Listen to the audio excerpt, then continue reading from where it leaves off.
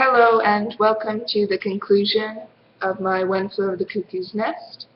I'd first like to start with the children's rhyme. It will be relating a lot to what I'll be talking about. It is, tingle, tingle, tangle toes, she's a good fisherman. Catches hens, put 'em in a pens, wire, blyer, limber, lock, 3 geese in a flock. One flew east, one flew west, one flew over the cuckoo's nest. O-U-T spells out, goose swoops down and plucks you out.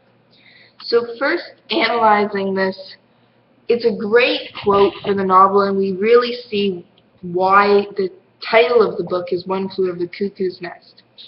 We see that Mr. McMurphy, the protagonist of the novel, is the goose who flies over the cuckoo's nest, and he is also the goose that plucks Chief Broomden, the narrator of the story, out. When it says, goose swoops down and plucks you out, that line at the end there.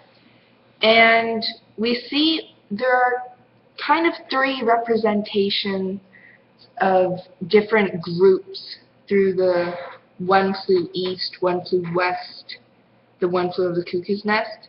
Now we've talked about Mr. McMurphy, but looking at One Flew East and One Flew West, you see the different direction of Nurse Ratched and the patients, how they're kind of going different ways, but we also notice how Nurse Ratched is the good fisherman. She's good at what she does. She catches hens, which are technically her patients, and she puts them in pens. She really imprisons them and manipulates them into doing what she wants them to do. She kind of gets them to, I say here over in my conclusion, to dig their own graves. She has manipulated them so much that she can basically sit back and relax as they kind of manipulate each other too. And we really see that if Mr. McMurphy, the protagonist, hadn't come into the novel, things probably wouldn't be looking so good for any of the men there, and they may have never gotten out, and we see that he takes a Christ-like position despite his interesting values we see in the novel. But he takes a Christ-like position in the way that he kind of saves the men.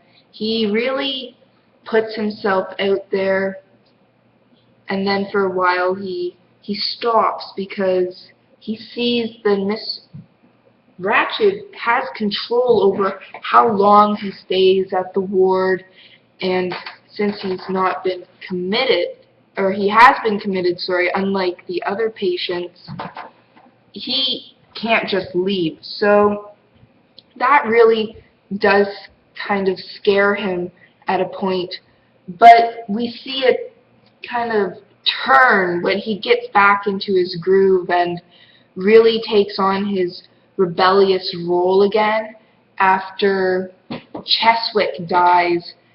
Cheswick's a very interesting character as he symbolizes a few things. One of the things he symbolizes, which I love, is his cigarettes. We see that there's a relationship between the parent and the child, and Cheswick really brings the reader to that attention that Miss Ratched has been the supposed parent to the patients and has kind of caused them to be dependent on her. And he's taking control when he says, I want my cigarettes, and Mr. McMurphy goes and gets those cigarettes eventually for him. And especially after Cheswick's death, McMurphy gets quite upset, and that's really when he starts to get back to being rebellious. And even more so after Billy Bibbit's death, where he actually ends up leading Mr. McMurphy to get a lobotomy, which part of his brain is taken out, and he's just not himself after, and that is why Chief Broomden, the narrator of the story, suffocates him and kills him at the end of the novel. So Mr. McMurphy's really being the savior here, though, because he's standing up so much, and despite the fact that he dies, the patients still win in the end. And without him, that wouldn't have been possible. And we see that he also succeeds in plucking out our hallucinating narrator, Chief Broomden. And yeah, to hear more, you can click on the next slide or YouTube video. Thanks. I'll continue on the next one.